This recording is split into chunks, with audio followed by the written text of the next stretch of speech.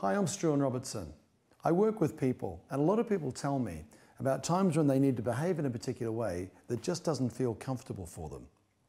Now, it might be something they really want to do, so they want to be able to hold a very open conversation, but they just don't feel confident to do it.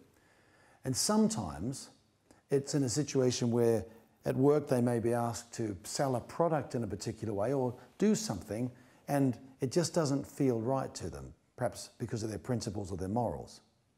Now, when you're placed in this position where the behavior that you're trying to demonstrate doesn't feel right, then that's probably because you have a belief that is not aligned with that.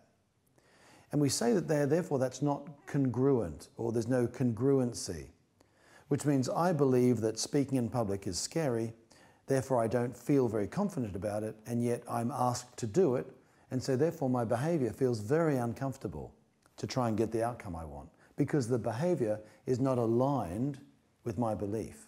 Are there any aspects of your life where the way you behave doesn't feel right, or the way you are asked to behave doesn't feel right? It's probably an indication that there is an incongruency in your life. What you believe or the way you see the world is not fully aligned with the behavior that you're being asked to or want to demonstrate. Now, there's a couple of things you can do about that. You can either say, well, I'm not going to do that, and there is obviously consequences of that.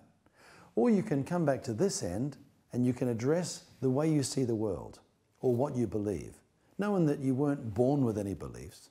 You picked these up as you went through life, and they change all the time.